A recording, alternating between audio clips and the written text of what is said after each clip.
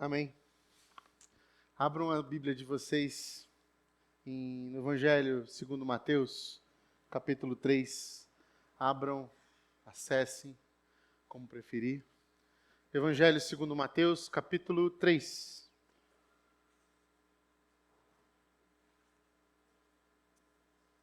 Eu vou ler a partir do versículo 16. Diz assim: Assim que Jesus foi batizado, saiu da água naquele momento, o céu se abriu e ele viu o Espírito de Deus descendo como pomba e pousando sobre ele. Então uma voz do céu disse: Esse é o meu Filho amado, de quem me agrado. Então Jesus foi levado pelo Espírito ao deserto, para ser tentado pelo diabo. Depois de jejuar 40 dias e 40 noites, teve fome. O tentador aproximou-se dele e disse: Se és o Filho de Deus, manda que estas pedras se transformem em pães. Jesus respondeu: Está escrito, nem só de pão viverá o homem, mas de toda a palavra que procede da boca de Deus. Então o diabo o levou à cidade santa, colocou-o na parte mais alta do templo e lhe disse: Se és o Filho de Deus, joga-te daqui para baixo, pois está escrito, ele dará ordens a seus anjos a seu respeito, e com as mãos eles o segurarão para que você não tropece em alguma pedra. Jesus lhe respondeu: Também está escrito, não ponha à prova o Senhor, o seu Deus. Depois o diabo o levou a um monte muito alto e mostrou-lhe todos os reinos do mundo e o seu esplendor, e disse-lhe: Tudo isto te darei, se te prostrares e me adorares. Jesus lhe disse: Retire-se, Satanás, pois está escrito, adore o Senhor, o seu Deus, e só a ele preste culto. Então o diabo o deixou, e os anjos vieram e o serviram. Pai de amor, obrigado pela sua palavra, obrigado porque ela é viva, que a responsabilidade que recai sobre nós agora seja ministrada pelo teu Santo Espírito aos nossos corações. Em nome de Jesus. Amém. Nós estamos falando sobre adoração nessa série sobre ser e fazer. E hoje nós vamos falar sobre adoração como serviço. E adorar como serviço significa que entender que tudo o que fazemos, aquilo que fazemos para o outro, principalmente, para alguém próximo a nós, é servir e é adorar. Mas quando que esse serviço se torna adoração? Quando eu faço para Deus. Se eu entendo que tudo que estou fazendo, como estou vivendo, é para Deus, então todo serviço que eu presto é uma adoração. Certo? Tudo que fazemos é uma espécie, uma forma de adorar a Deus, porque estou servindo para Deus e fazendo da forma para Deus. E eu escolho fazer isso de forma excelente, porque sei que é para Deus. Não importa o que estou fazendo, se é um café da manhã gostoso, se é regando as plantas do meu quintal, se é lavando o meu carro, se é projetando um viaduto para a cidade, se é cuidando de pessoas num hospital, se é dando aula num colégio, se é sendo um bom caixa de supermercado, se é limpando as ruas da minha cidade, tudo o que eu faço direcionado para Deus, em serviço, é uma adoração. Eu estou adorando a Deus. Nesse sentido, eu preciso entender que não somente as coisas que fazemos no ambiente religioso são coisas que fazemos para Deus. Aqui, pelo menos, diretamente, é mais fácil. Pedagogicamente, a gente está dizendo, estamos cantando para Deus, estamos tocando para Deus, estamos cuidando do som para Deus, estamos cuidando da multimídia para Deus, estamos cuidando das crianças para Deus, estamos recebendo as pessoas no estacionamento e aqui dentro para Deus, porque está dentro do ambiente religioso. E é muito mais fácil entender isso. Agora, quando saímos do ambiente religioso, fica complicado, não fica? A gente entender que eu estou lavando o meu carro para Deus. É complicado a gente entender isso. Por que é para Deus? Por que lavar o meu carro é para Deus? Por que cozinhar na minha casa para minha família é para Deus? Por que trocar a fralda do meu filho é para Deus? Né? Por quê? Porque nós entendemos que a nossa vida não se resume a um espaço religioso. A nossa vida é uma vida de adoração, nós entendemos isso. E, portanto, se eu tenho uma vida de adoração plenamente, ou seja, 100%, cada detalhe eu faço para Deus. E quando eu entendo que eu faço tudo para Deus, eu entendo que as coisas que eu faço são de maneira excelente. E aí eu passo a servir o Esdras, por exemplo, de muito melhor do que se eu pensasse que não fosse para Deus. Porque se eu entendo que eu vou servir o Esdras pelo Esdras, eu vou olhar para os defeitos do Esdras e vou falar, o Esdras é um canalha, é um chato de galocha, eu não quero servir ele. Aí você se torna alguém horrível, porque você não entendeu que adorar a Deus servindo o Esdras é muito melhor. Porque aí eu falo assim, cara, se eu servir o Esdras, mesmo ele sendo um chato de galocha, que não é verdade, Esdras, e Deus vai olhar para mim de forma diferente assim, esse rapaz entendeu. E quando eu lavar o meu carro, pensando que eu estou lavando para Deus, eu vou entender que eu estou lavando, deixando ele bem. Por quê? Porque pessoas vão entrar naquele carro, pessoas vão ser abençoadas com aquele carro limpinho, né? Porque eu estou fazendo aquilo para Deus, eu vou entender. Não é para mim, não é porque eu quero mostrar para todo mundo que o meu carro é lindo e maravilhoso, mas porque eu quero botar à disposição algo que Deus me abençoou na minha vida em favor do outro. Tudo se torna um serviço para o outro. Eu paro de entender que a minha vida é voltada para mim. Essa é a vida do discípulo. Eu começo a entender que o meu trabalho, inclusive, não é para me dar dinheiro, é para eu abençoar pessoas. E que, graças a Deus, o dinheiro vem em troca disso, porque o trabalhador é digno de seu salário. Mas o salário não pode ser seu objetivo principal. O discípulo que vai trabalhar só por ganhar dinheiro, ele perde seu sentido ao sair de casa. Aquele lugar se torna insuportável. Ele reclama toda hora. Sabe quando você está desempregado, pede pelo amor de Deus um emprego para Deus. Aí Deus vai lá te dar um emprego. Aí depois de uns 3 meses, você já está assim, ai que emprego horrível. E você esqueceu que você pediu um emprego para Deus. Aí Deus está lá assim, rapaz, eu acabei de arrumar um emprego para esse rapaz, está reclamando já do trabalho. Por quê? Porque foi trabalhar pelo dinheiro, pelo que poderia arrecadar para si mesmo, pelo que poderia ganhar em benefício próprio. Não pensou em servir o outro, não pensou em colocar aquilo à disposição do outro. Então, nós entendemos e concluímos que tudo aquilo que tira a adoração do serviço tem a ver com nós mesmos. Quando a gente serve em benefício próprio, seja para ganhar um elogio porque eu estou fazendo, seja para eu conseguir algo através daquilo que eu estou fazendo, estou servindo alguém para conseguir alguma coisa, para tirar proveito daquilo, para de alguma forma eu conseguir algo. Estou fazendo tipo uma estratégia, até que inconsciente, para conseguir um favor. Ou tirar proveito de uma situação que eu estou nela. Bom, e hoje nós vamos falar sobre isso. Sobre quando é que a nossa vida de adoração a Deus, em serviço que adora a Deus, um serviço que adora a Deus, deixa de adorar a Deus. Quando que nossa vida perde o sentido da sua adoração a Deus? Quando que esse serviço ele não vira mais uma adoração, ele é um serviço em benefício próprio, e esse serviço não é um servir a Deus, já que nós entendemos isso. E mais importante do que isso, quando a gente entende isso, eu começo a compreender também que até mesmo as coisas que fazemos aqui dentro da igreja podem não adorar a Deus. Até essas coisas que são claras para nós, como cantar, tocar aqui dentro, numa celebração, servir as crianças. Toda vez que... Ó, vi até um som angelical aqui. Né? Toda vez que a gente pensa nisso, a gente entende que nem todo serviço prestado aqui dentro está sendo uma adoração a Deus.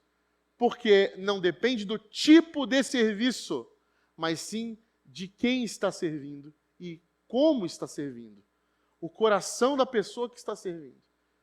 O adorador, o coração de um adorador é mais importante do que o pelo qual ou como ele está adorando, como ele está servindo. Dito isso, uma pessoa pode estar cantando muito bem aqui na frente, mas pode estar servindo a si mesmo. Pode estar adorando a si mesmo. A pessoa pode estar cuidando muito bem das crianças, liderando muito bem alguma frente da nossa comunidade, mas pode estar adorando e servindo a si mesmo. Então nós vamos perceber O que de fato tira a glória de Deus de tudo que fazemos? Quais são as tentações que fazem de nós péssimos servos? E quando eu digo péssimos servos, é aqueles que não estão servindo o outro, estão servindo a si próprio, o Deus que existe dentro do seu próprio ego. Bom, o texto que nós lemos mostra a tentação do início do ministério de Jesus. Nessa tentação, nós vemos uma iniciativa ousada do diabo. É ousada, né, gente? Vamos lá. O diabo é ousado. Ele foi no próprio Deus e falou: vou derrubar esse Deus que resolveu se vulnerabilizar sendo homem. Abriu uma brecha para eu poder conseguir, porque ele, como homem, isso é uma das coisas na teologia muito interessante, porque se você tem dúvida que ele era 100% homem, na tentação a gente vê que ele era 100%, que Deus era 100% homem ali, Jesus era 100% homem, 100% Deus. Porque o diabo não iria tentar a Jesus se ele tivesse alguma dúvida que houvesse metade da humanidade que Jesus estava vivendo ali. Ele foi tentar porque ele falou: se é humano aqui, então eu sei como lidar com o humano. Eu conheço bem o coração do homem. Eu estou há muito tempo nessa empreitada. Desde o início, eu sei bem o que funciona com o humano. E é isso que Jesus vai nos ensinar. E por que Jesus vai nos ensinar? Porque essa história, narrada por Mateus, foi contada pelo próprio Cristo. Não havia nenhuma testemunha ali na tentação do deserto. Havia Jesus. Jesus foi tentado no deserto no início do seu ministério. Estava sozinho. E ele conta para os seus discípulos. E qual é o intuito dele contar para os seus discípulos? Nos ensinar as iniciativas do diabo em tirar a glória de Deus dos serviços que prestamos. Nos ensinar que o diabo está o tempo todo colocando pequenas armadilhas para transformar o nosso serviço, que deveria ser integralmente para Deus, para si mesmo. E ele começa, eu comecei o texto lá no batismo, que é logo o início ministerial de Jesus. Jesus vai e é batizado. E nesse momento do batismo, ele recebe essa manifestação sobrenatural do próprio Pai e do Espírito Santo, testificando que ele era o Filho de Deus. Essa é a maior testemunho que nós temos na Bíblia de que Cristo era o Filho de Deus. O próprio Deus, Criador, dizendo: este é meu Filho. Este é meu filho amado em quem me alegro. E o Espírito Santo descendo sobre ele como pomba, dizendo aqui: ó, está aí o Filho de Deus. Está testificado. Então, quando eu vejo isso acontecer, eu vejo também logo no início do capítulo 4, o Espírito que testificou que ele era o Filho de Deus, o levando para o deserto, para ser tentado. É assim que diz a narrativa, né? O Espírito de Deus leva o Cristo para o deserto. E lá ele vai ficar em jejum e vai ser tentado. Aí você vai assim: caramba, mas o mesmo Espírito que diz que ele é o Filho de Deus, o mesmo Espírito, o Espírito Santo, ele leva Jesus para o deserto para ser tentado no início do seu ministério? Sim, é o mesmo que faz isso. Nós temos dificuldade com isso, né? De olhar para uma coisa e descobrir que nessa coisa ela pode ser boa, mas ela pode ser ruim. A gente tem dificuldade. A nossa cabeça, ela tem esse problema da gente achar que se uma coisa é ruim, ela é ruim, totalmente ruim. Ela não pode ser boa. A antropologia vai dizer que isso chama mente disjuntiva. Disjuntiva. Sabe o que quer dizer isso? Quer dizer que quando você fala sofrimento para vocês pensam em algo ruim logo de cara. Né? Falar que um sofrimento é bom é meio que uma loucura. Né? Mas, na caminhada cristã, a gente está cansado de ver quantos sofrimentos não vieram para a glória de Deus. E não que esse sofrimento foi causado propositalmente por Deus, mas a passagem pelo sofrimento trouxe Deus para mais perto de uma experiência pessoal com você. É quando a gente olha a nossa história e fala assim: cara, se não fosse isso aqui, eu nunca teria percebido isso aqui. A gente vê a história de Jó, é assim, por exemplo. Jó, no final de todo o seu sofrimento, e que sofrimento, ele fala: antes eu te conhecia de ouvir falar, agora meus olhos te contemplam. A gente vê, por exemplo, a história de Moisés, né, que foi um dos maiores líderes do povo judeu, né? Trouxe a lei mosaica, toda a história que temos, mas todo mundo acha que Moisés foi assim, ó. Mas a história de Moisés mostra outra coisa. Ele fica 40 anos depois de assassinar o soldado egípcio no deserto, onde ele se casa, fica cuidando de... Era príncipe no Egito, passa a cuidador de cabras ali no deserto, onde conhece sua esposa, casa, fica ali em crise vocacional, até que Deus aparece para ele e fala para ele, ó, você vai lá. Há um tratamento todo para Moisés, né? Se você vê a história de Paulo, todo mundo fala, nossa, Paulo, grande autor das cartas do Novo Testamento. Ninguém para pensar que Paulo passou 10 anos antes de ser usado por qualquer pessoa. 10 anos ele foi para Tarso, voltou para casa, onde Barnabé ali teve que discipular ele e falar assim, calma aí, Paulo, você está precisando de ficar um tempo aqui. 10 anos para ser usado pela primeira vez, começar o seu ministério. E quando começa ainda tem naufrágio, picada de cobra, apedrejamento, toda sorte de mazelas, tudo tal. Não é que todo mundo que sofre vai ser uma pessoa boazinha, ou todo mundo que é bonzinho é porque sofreu algum dia, né? Ou todo mundo que é mal nunca sofreu, não é isso. Mas parece que um padrão na história bíblica em que o sofrimento nos traz para perto daquele que nos ama e cuida de nós. Parece que o sofrimento faz a gente perceber, esmaga mais a gente, assim, sabe? É aquele negócio, põe a nossa cara no pó, né? Como os antigos falavam, que faz a gente perceber, cair na humildade e dizer assim, Senhor, Tu és o Senhor da minha vida, eu preciso de Ti e eu entro numa dependência. Você vê a história de José, desculpa. José passa quase toda a sua juventude como escravo. José era filho de Jacó, e Jacó tinha muitas terras, muito dinheiro, era o filho preferido, cuidava lá, morava e foi vendido pelos irmãos. Passou como escravo, e ficou como escravo sua juventude inteira. Até chegar num ponto que ele entendeu o propósito de Deus no meio daquilo tudo. E ele fala para os seus irmãos, olha, vocês me fizeram mal, mas o mal que vocês fizeram, Deus transformou em bem. E eu estou aqui para salvar vidas. Então, o sofrimento, ele é esse lugar em que há muita dor, muita coisa ruim, mas também há muita coisa boa. Há muita coisa que nos forja. A necessidade e o sofrimento parece que transforma o nosso caráter e forja o nosso caráter para nos fazer fortes e para aguentar mais coisas. Não deve fazer nosso coração endurecer, mas transformar o nosso coração num coração de carne mesmo, que sabe que sangra e por isso vive a vida de maneira mais humilde, consciente e capaz de atravessar os vales da sombra da morte, sabendo que Deus estará com ele. Esse é o testemunho do cristão.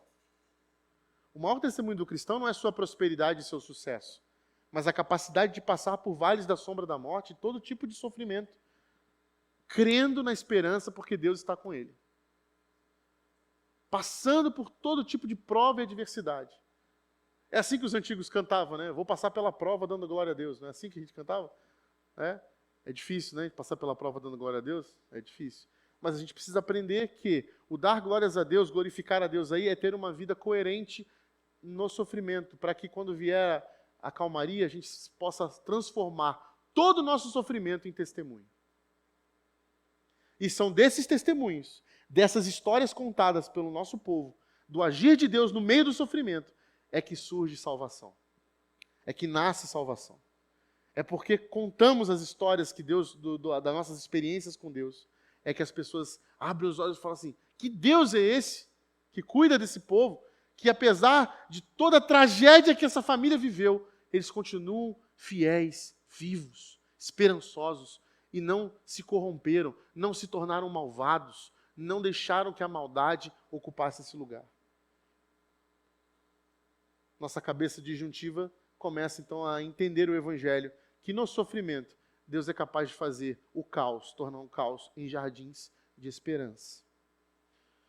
O Espírito de Deus conduz Jesus ao deserto. E a nossa maior tentação é viver ao redor de nós mesmos, dos nossos próprios interesses. Por isso que Deus propõe em Deuteronômio a Moisés o maior de todos os mandamentos, que inclusive os judeus carregam até hoje, que é o chamado Shema. Shema é a passagem de Deuteronômio capítulo 6, que diga: ama, Senhor, teu Deus, de todo o teu entendimento, de toda a tua força, de todo o coração. Preste culto somente a Deus. Senhor Deus, ouve, ó Israel, ouve, Shema Israel, ouve Israel. Eu sou o Senhor teu Deus, o único Deus digno de ser adorado. Isso é um memorial, e ele fala nesse mesmo texto: prenda isso na sua testa, no seu braço, no batente da porta da sua casa, fale sobre isso, ensine aos seus filhos. Lembra disso, porque eu sou o seu Deus, eu sou o único digno de adoração. Tudo o que você fizer é para mim, é através de mim, é por mim. E então nós temos a primeira investida do diabo.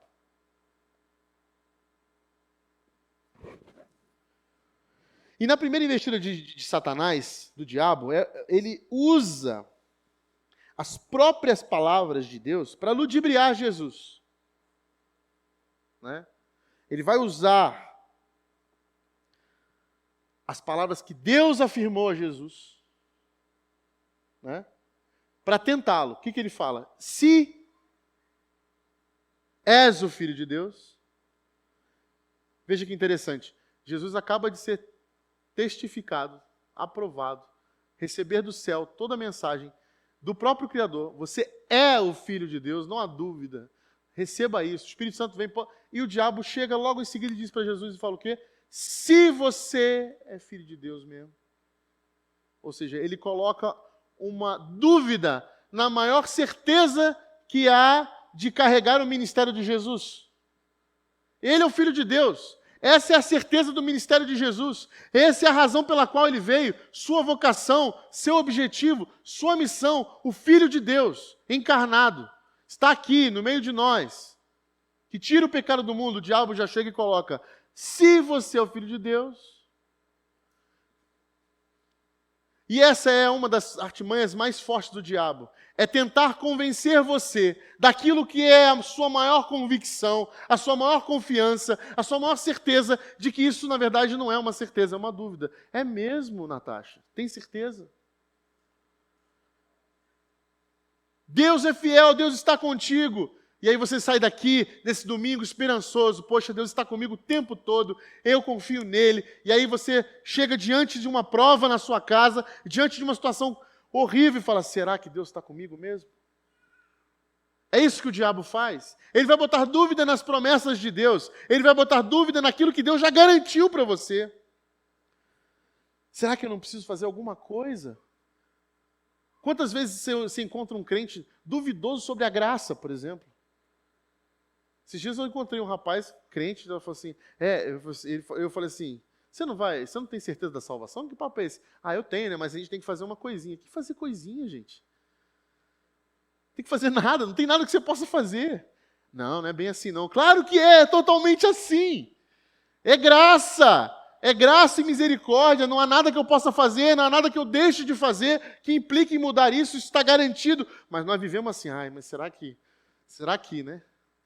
Por isso que eu sempre brinco aqui, eu falo assim, que é uma das surpresas que a gente vai ter quando chegar no céu ufa, cheguei. Porque a gente vive nesse si que o diabo coloca no nosso coração. Será mesmo? Porque qual o perigo desse si? Esse si é colocar a suficiência do sacrifício de Jesus em prova, em dúvida. Será que ele realmente foi eficaz?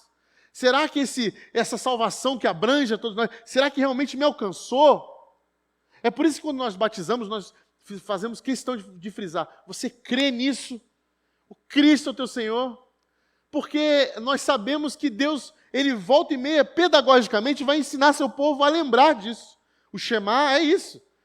Põe na tua testa, põe na mão, põe no batente da tua casa. Que eu sou o único Deus, o Deus da tua salvação. Lembra disso. Será?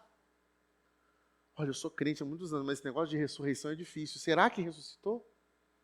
Será? Se esse si do diabo é o si que ele começa a colocar as dúvidas dentro de você. E ele coloca dúvidas de coisas que são cotidianas. Bom, se eu mentir, é porque de fato eu não sou salvo. Se eu pequei, se eu estou fazendo isso, quando eu me percebo mal, e aí eu tenho aquela atitude de me afastar, e eu começo a achar que não, a graça de Deus não é capaz de cobrir isso. Eu começo a achar que o meu pecado é maior que a graça de Jesus. Isso é o diabo. Toda vez que você acha sujo demais, impróprio demais, eu não posso estar cantando para Deus. Eu preciso me acertar primeiro. Nossa, quantas vezes eu já ouvi isso? Deixa eu acertar minha vida primeiro antes de fazer isso. Antes de subir no altar consagrado do Senhor. Isso é fala diabólica, meu irmão e minha irmã. Antes de eu entrar na liderança, antes de eu participar, antes de eu servir, antes de eu fazer qualquer coisa na comunidade, eu preciso fazer. Não precisa nada, meu irmão. Você precisa de um coração quebrantado e contrito, que recebeu a salvação e a graça de Jesus. Não há pecado nenhum, olha para mim aqui, não há pecado nenhum nesse mundo maior do que a graça de Jesus. Não há nada que você possa fazer que vai surpreender Deus a ponto de que, não, esse pecado não dá. O único pecado que a Bíblia fala que não tem perdão é a blasfêmia contra o Espírito Santo. Sabe o que quer dizer isso? É quando você diz que o Espírito Santo não é capaz de transformar ou de perdoar ou de mudar a sua vida. Quando você nega isso. Agora, se você aceita e recebe, acabou. Deixa o Espírito Santo de Deus ministrar no seu coração. Deixa Ele transformar você de glória em glória e para a glória de Deus. Porque o diabo ele vai falar para você, você não pode, você é incapaz, você é sujo, você não tem capacidade, você não pode. Faz aí. E Jesus lembra o que para ele? Olha, a Bíblia falou que eu não preciso disso, porque Deus é capaz de me dar todo o alimento que eu preciso. Eu não preciso fazer isso que está falando. Eu não preciso provar isso para você. Eu não preciso provar. Eu sou. Isso é uma convicção de identidade muito grande. Eu não preciso provar que eu sou filho de Deus. Eu sou. O próprio Deus falou para mim. O próprio Deus garantiu isso para mim. Eu não preciso provar nada para você, diabo. Morre, diabo. É assim que ele fala. A segunda investida do diabo. Isso é uma coisa muito interessante, tá, gente? O Satanás vai sempre se apresentar com essa imagem de confiança pra gente. E na segunda investida, ele vai se apresentar não só como essa imagem de anjo, de luz, né, tentando confirmar uma palavra do próprio Deus para a gente, mas, então quer dizer que você, Jesus, citou o texto para mim, que nem só de pão virá o homem, mas de toda a palavra. Eu também sei a Bíblia. E aí a segunda investida, ele vai investir citando a Bíblia para você. Ele vai falar para você o quê? Que ele dará ordens a seus anjos a seu respeito, e com as mãos ele o segurarão para que você não tropece em pedra alguma. Suba, Jesus, no ponto mais alto da cidade santa. Olha que palavra bonita do diabo. A cidade santa. Sobe lá no ponto mais alto e se joga, porque a palavra diz que se você jogar, os anjos vão te segurar e não deixarão que você caia. O diabo conhece a palavra. E ele usa ela contra o próprio Cristo. E vai dizer, se joga. Veja que aparência de anjo, né? Mostrando para ele, vamos lá, faz isso.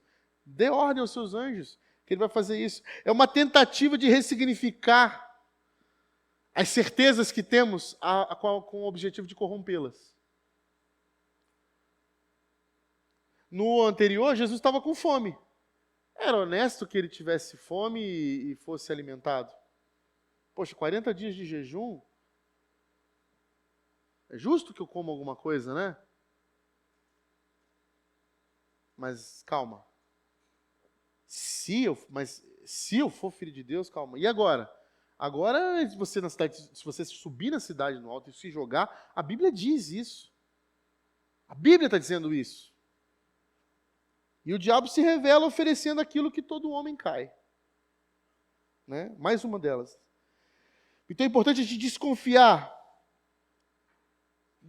porque quando o diabo coloca para a gente uma coisa, que está pondo à prova aquilo que a gente já tem certeza. Então, desconfia daquilo que já garantiu e prometeu. Jesus já garantiu para você isso. Jesus já disse que você não precisa provar. Já está lá, tudo certo. Então, o objetivo de Satanás é, tem certeza? Prova, testa. Pula para ver se é verdade essa palavra. Diz lá. A sua Bíblia não diz isso? Por que você não faz isso? Testa, vê o que é. E aí Jesus vira para ele e fala assim, não provará, né, o Senhor teu Deus. Não colocará ele à prova. Porque plantar esta dúvida no nosso coração é essa armadilha do diabo. Essa dúvida de que cada um de nós, mesmo com a Bíblia, mesmo estudando a Bíblia, mesmo de anos de casa, a gente fica sempre com aquela crise. E essa crise é uma armadilha. E a última investida do diabo é essa que Satanás já não é mais um anjo de luz, ele já está bem aqui irritado, porque Jesus está dando nele ali já a segunda vez,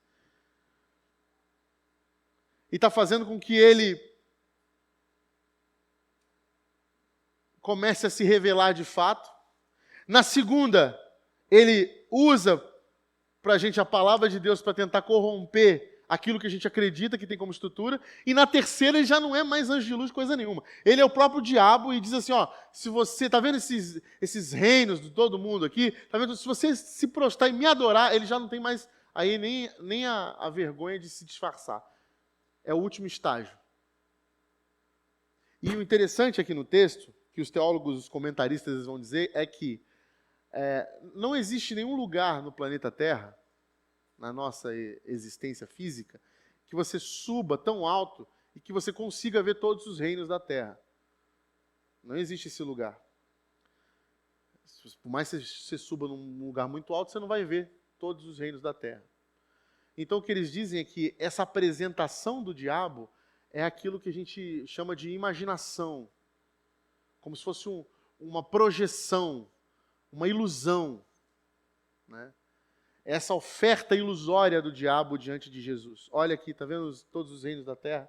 Se você se prostrar e me adorar, eu te darei todas essas coisas. E essa é a maior de todas as tentações, porque o diabo conhece bem o coração do homem. O que ele está tentando, Jesus, aí? Poder. Poder.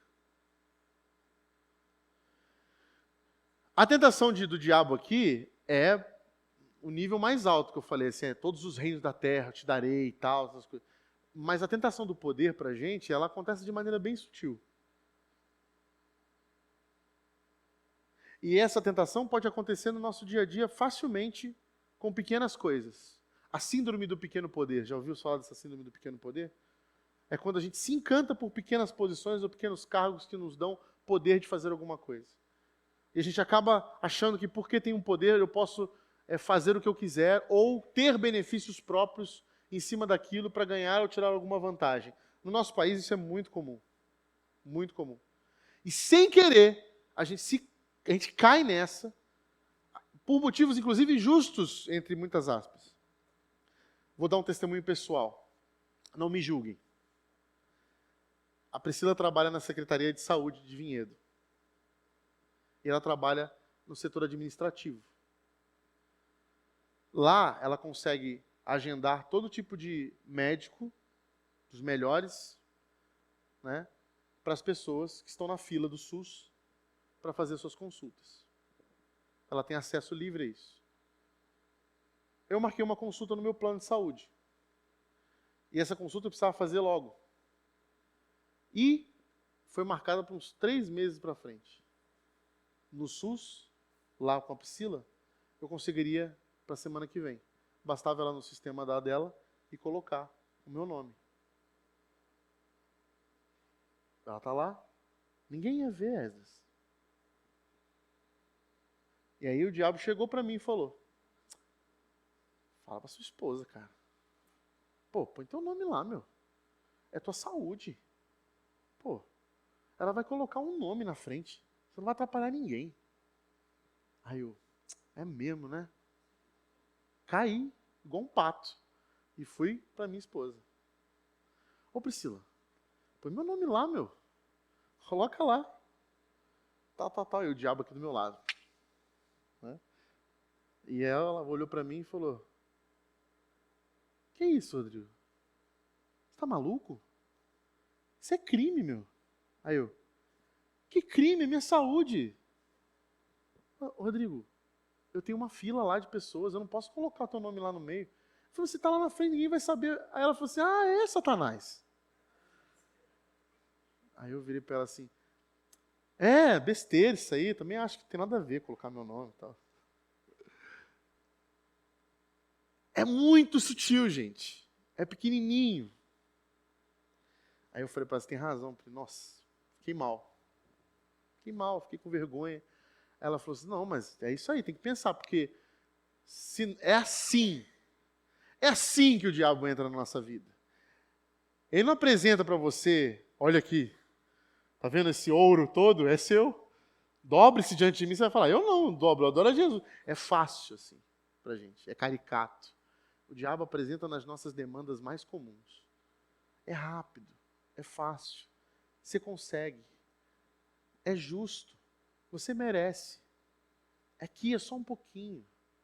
Vai, não tem nada a ver, pô. É tranquilo.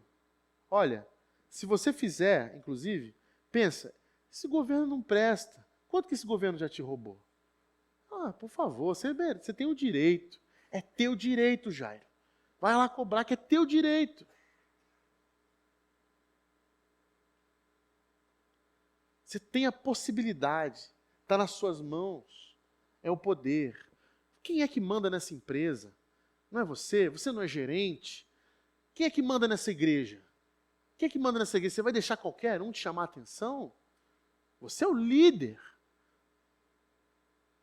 Essas falas não são de Jesus, nem de Deus, nem do Espírito Santo. Elas têm um nome e elas são de Satanás.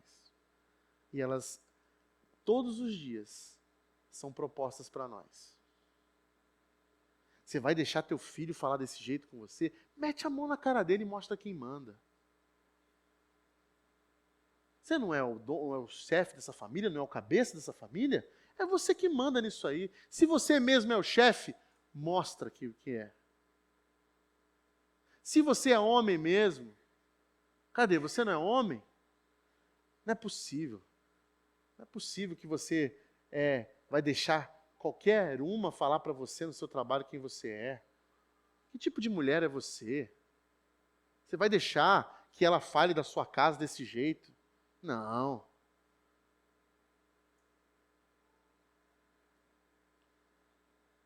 Perceberam? Não é escancarado, é sutil. E quando a gente vê, todo o serviço que estamos fazendo não está servindo a Deus. Toda adoração que nós queremos dar está adorando a um deusinho que está aqui dentro. Todo o poder a gente quer para nós, toda a glória a gente quer para nós. Poxa, você fez e ralou tanto, serviu tanto, ninguém nunca reconheceu. Olha lá, estão dando reconhecimento para aquela pessoa. Ela nem trabalhou nem metade do que você fez na igreja. Anos e anos de devoção a essa comunidade. Nunca ninguém se lembrou de você. Nunca ninguém fez uma menção honrosa.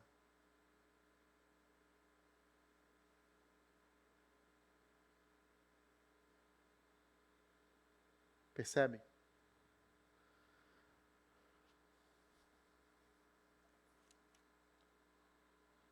Um teólogo chamado Carson, ele faz a pergunta assim: será que existe algum lugar no mundo tão alto que você consiga ver todas as coisas que o diabo está propondo para você?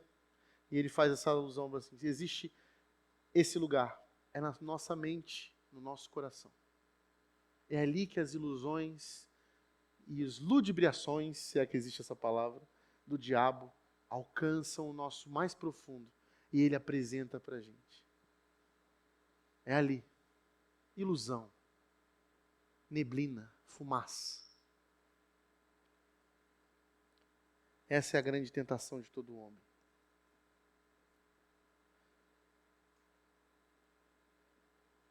Quando desejamos só o poder e nós nos enamoramos por ele, toda adoração está direcionada para o diabo. Mas Jesus mandou ele embora, porque ele sabia quem era o único digno de adoração. E o diabo vai embora. Como diria o meu avô, ele põe o rabinho entre as pernas, o tridente embaixo do braço e se manda. Meu avô dizia isso. Se mandou. E o mais legal é que o que acontece depois? Vêm os anjos do Senhor e servem Jesus. Né?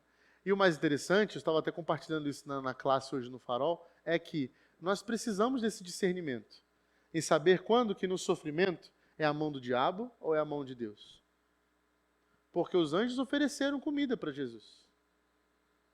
Serviram Jesus. E essa palavra que ele usa, serviço, é de diaconia. Serviço. Que é um serviço incondicional. Não é porque você é filho de Deus. Não é porque você é o Todo-Poderoso. Mas é porque você ama a Deus sobre todas as coisas, com todo o seu entendimento, com toda a tua força. Porque você é fiel, porque você está aqui precisando, eu estou aqui. Né? Essa coisa de se você é filho de Deus é tão poderosa que acompanha, que é uma coisa sobre identidade, que acompanha Jesus do início do ministério dele agora, quando o diabo pergunta, até o final na cruz. Ou você esqueceu do ladrão na cruz que vira para Jesus e fala, se tu és mesmo o filho de Deus, tira a gente daqui dessa situação e mata todo mundo. Livra a gente desses romanos. Do início ao fim, o diabo não desistiu. Até porque a palavra de Deus, acho que no Evangelho de Lucas é mais claro, ele diz que o diabo vai embora para retornar em hora oportuna. Ele não desiste. E o tempo todo, ele vai botar a tua identidade, filho amado de Deus, em xeque. Você é filho de Deus? Você é filho de Deus mesmo? Tem certeza? Tem certeza que você é filho de Deus? E ele vai, em todo tempo, usar a palavra. Vai se apresentar, às vezes, como um líder espiritual para você. Hoje a gente tem um monte desses aí espalhado por aí. Pegando a Bíblia, com a Bíblia na mão, falando para você um monte de balela, que a Bíblia não está falando nada disso, dizendo para você doutrinas gostosas de serem ouvidas, que tem a ver muito mais com o seu benefício, com o que você é, que tudo depende de você, que você é isso, que você é aquilo, que você é poderoso. Gente de toda sorte dentro da religião, usando a religião para falar as maiores atrocidades diabólicas para você, porque é de dentro daqui que, inclusive, saem as dúvidas mais profundas. E, principalmente, o diabo vai estar todo o tempo colocando em você a tentação do poder. Porque essa tentação, ela existe e vai continuar existindo até o fim dos tempos. Estava lá no início, quando Adão caiu e Eva caíram. Adão e Eva caíram. E vai estar no final. Porque o diabo sabe o quanto esse ingrediente aí, ele é perspicaz para tirar toda a nossa adoração e todo o nosso serviço direcionados para Deus. E sabe qual é o mais incrível? O diabo ele não trabalha com forças malignas para enfeitiçarem você. Ele trabalha com o teu e com o meu ego. Ele trabalha com aquilo que já está dentro de nós. A nossa índole, nossa tendência pecaminosa, a nossa vontade de ser pequenos deuses. Porque quando Adão era completamente inocente, sem pecado algum, foi tentado pelo poder de ser igual ao próprio Deus e caiu.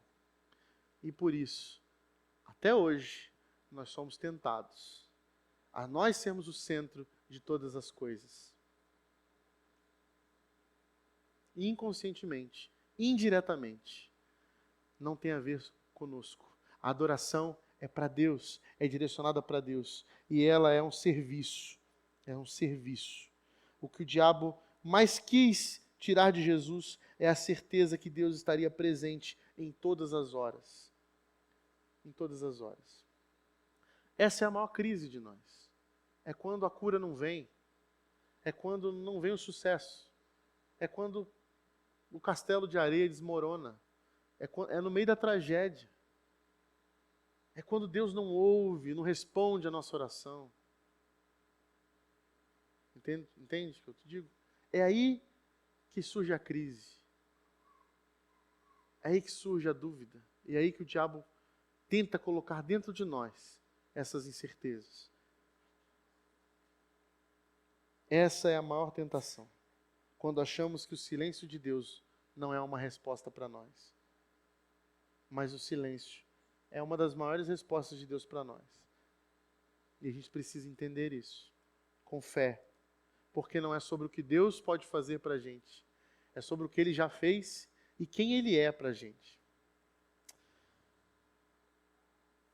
Dietrich Bonhoeffer, que foi um teólogo da época do movimento da União Soviética, da perseguição aos cristãos, ele dizia assim, que na hora da tentação, sempre é preciso distinguir, né, a mão do diabo da mão de Deus. Porque existe um jogo aí de resistência e submissão. E ele vai dizer, é possível resistir ao diabo quando estamos em total submissão a Deus. Quando nos submetemos a Deus completamente, a nossa experiência com Deus ela é profunda o suficiente, nós sabemos distinguir. Esse discernimento espiritual é muito claro. E ele conclui dizendo, se você pegou o trem errado dessa coisa de adorar a Deus, se você está no trem errado, não adianta andar para trás do trem. Você tem que sair do trem. Então, meus amigos e minhas amigas, ter claro a artimanha do inimigo é saber fazer uma auto-reflexão se a gente está em que trem a gente pegou aí. E talvez a gente vai ter que sair desse trem. Parece conversa de mineiro, né? A gente precisa sair desse trem para a gente perceber que servir ao outro em amor, de maneira incondicional, é saber quem você é em Cristo e em Deus. Eu sou o Filho de Deus, amado, salvo em Jesus Cristo. Eu não preciso provar isso para ninguém. Eu não preciso de reconhecimento. Eu preciso que as pessoas reconheçam isso. O que eu preciso? Eu preciso adorar a Deus. Como que eu adoro a Deus? Servindo. Onde? Quando? Na igreja? Não. No trabalho? Somente? Não. Em todo lugar, em todo tempo. Por que eu quero ser médico? Porque eu quero salvar pessoas. Eu quero cuidar de pessoas. Por que eu quero ser professor? Porque eu quero ensinar pessoas. Por que eu quero ser caixa de supermercado? Porque eu quero ajudar a comunidade. Por que você quer varrer a cidade? Porque eu quero limpar a cidade. Por que você quer ser servidor público? Porque eu preciso de alguma coisa de um trabalho que não seja tão complexo para eu poder ter mais tempo para servir pessoas. E eu preciso de um recurso para viver. Então talvez esse trabalho vai ser o seu emprego. Ele vai te dar todo o recurso necessário para você viver e te dar tempo para você servir pessoas em outro lugar e também nesse emprego. Talvez não é o melhor lugar que você queira estar, não é o melhor ambiente que está, mas ali você vai adorar a Deus. De que forma? Sendo excelente. Sendo excelente. Excelente, entregar tudo o que é melhor. Não perfeito. Excelência não é sobre perfeição. Excelência é sobre estar acima da mediocridade. Ser mais do que a média. Ou seja, fazer aquilo que tem que fazer. Ser um bom empregado. Servindo pessoas assim também. E toda vez que você serve pessoas em amor, sem precisar provar nada para ninguém, sem querer vanglória para si mesmo, você está adorando a Deus. Dentro e fora dos ambientes religiosos. Por isso tua profissão é santa. Porque você é santo. Porque você é filho de Deus. E Deus se alegra em você. Estes são meus filhos amados, em quem tenho alegria. Porque esses meus filhos sabem servir e me adorar. Amam a Deus, amam a mim, né? A Deus. De toda a sua força, coração e entendimento. Só a mim adoram. Porque entenderam que esse amor a Deus nos leva a amar o outro, servir o outro. E que essa vocação maravilhosa que Deus nos dá, ela nos livra do diabo de cada dia. O diabo que venha nos atormentar e usar esse demônio dentro de nós, de querer ser deuses, para sermos filhos. apenas filhos amados, servindo a Deus em adoração. Pai querido, obrigado, Senhor. Obrigado pela Tua palavra. Obrigado porque o Senhor é presente em todas as horas. Nós temos certeza disso. Nos lembra, Senhor. Traz à memória aquilo que nos dá esperança, para que haja uma caminhada segura e distinta, sabendo discernir as armadilhas do inimigo, da Tua poderosa mão que nos sustenta e nos guarda, por todo lugar que passarmos, em todo tempo, para glorificar o Teu nome, em nome de Jesus. Amém.